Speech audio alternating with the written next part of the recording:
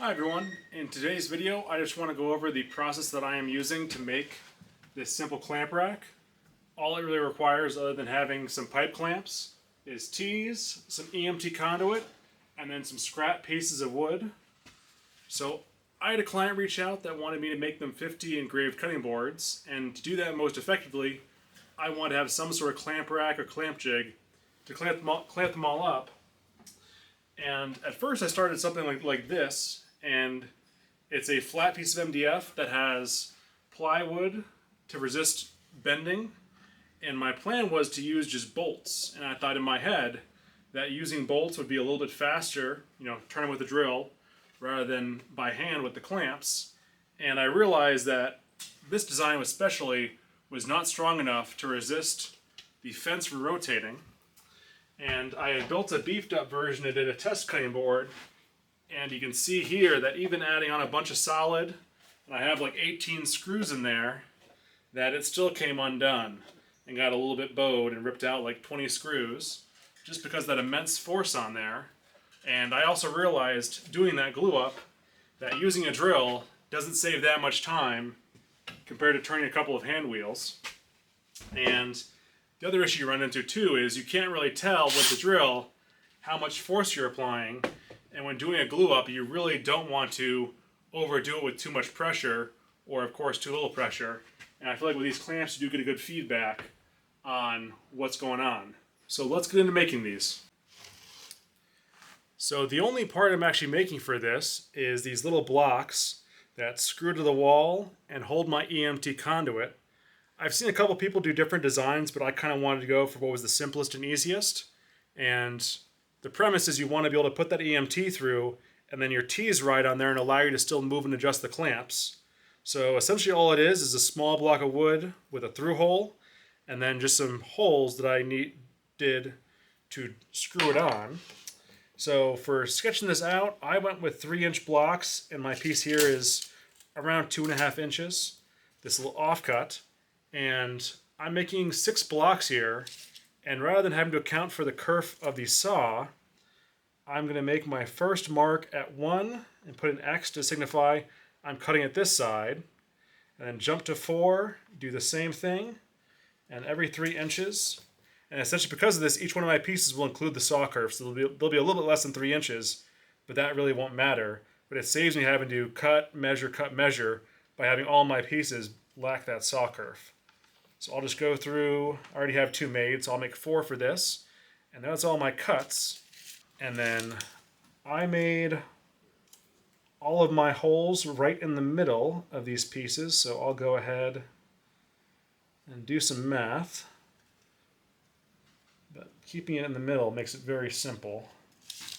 And make some tick marks, and then on all of these, I just went 1 inch from the edge to have a little more space on the back side.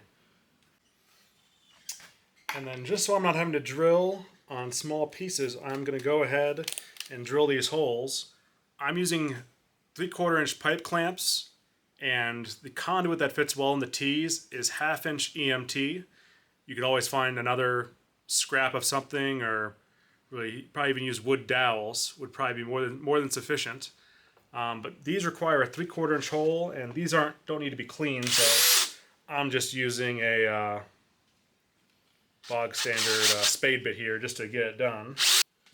Go ahead and make all of our cuts for our piece to size.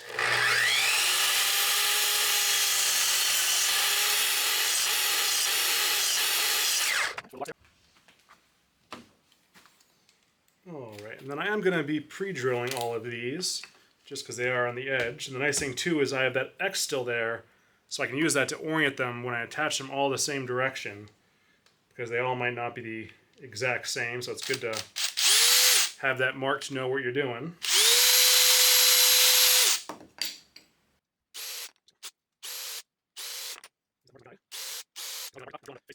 And I'm using some big old screws because these are pretty wide blocks, so I'm going to use 4-inch screws, so I'm going to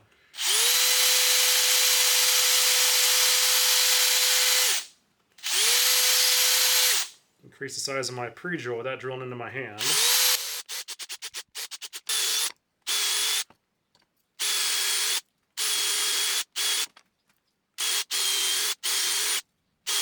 I just want to go over how I built this first section. So essentially all you have is your piece of EMT running through our little blocks we made. So you see these mounted, I used 4-inch screws going into my OSB and my studs. And that EMT slides in there pretty tight. And then you just slide these T's on there. And that allows you to still move them side to side if you ever need to adjust them a little bit. Plus then you have adjustability in terms of the angle. Alright, and then the installation is pretty simple. So I'm just taking my 4-inch screws.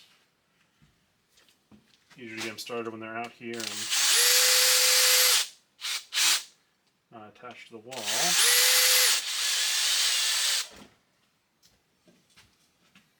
And again, I'm looking at this and I still have my little X there, which tells me the direction I made all these cuts. And by making sure I orient that upwards, I can make sure that I'm always putting these in the same position. So even if I was a little bit off in my drilling, these all come out the same. And if you ever notice when you start the screws that they don't bite in, just back them out a little bit,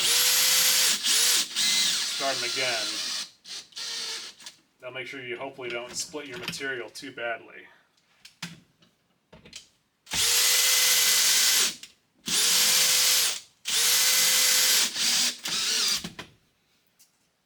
Alright, and once you got one bracket in there, you can go ahead and slide your EMT in there. Get that started.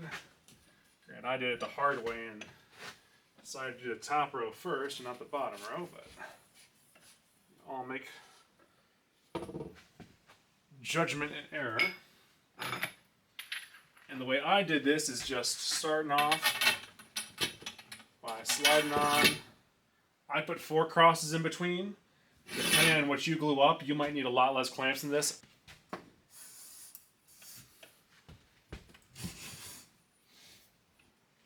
Get that block to my line. And I'm just going to throw a short magnetic level on here, just to help me get a better...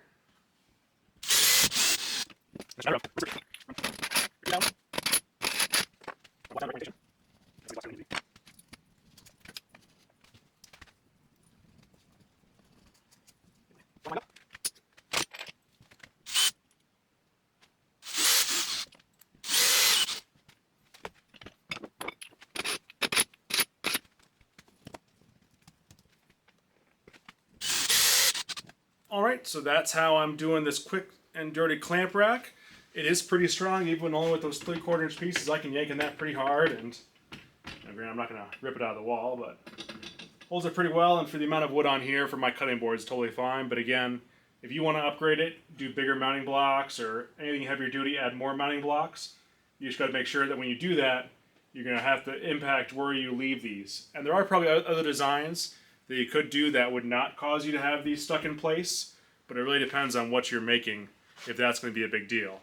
You also, I only put small clamps on here so I can fit more on the wall, but if you are going to do larger glue-ups, it would be beneficial to have some larger clamps on here, and that might impact how many you can have on the wall. So some pros and cons with this. The pro is very easy to set up. All I have to do now is I'm going to set up a small work table, lay out a cutting board, put the glue on there, and I can throw it right in the clamps, get each one clamped up. The only issue with that too, it kind of plays into a con, is that these are now fixed on here. Granted, you can unscrew these, but it is kind of a pain in the butt. So if you are doing a lot of things where you're changing the heads out, or you want to move from doing stationary to doing other things, unless you have a lot of clamps and a lot of demand, this might not be worth it for you. Another con is the price. Kind of what my thought was with my jigs I was doing here is trying to keep the cost to a lot of scrap wood and then the bolts, probably like 10 bucks a piece I was shooting. But a lot of them, what they do is they work with the double screw system so that when you clamp down on one of your clamps,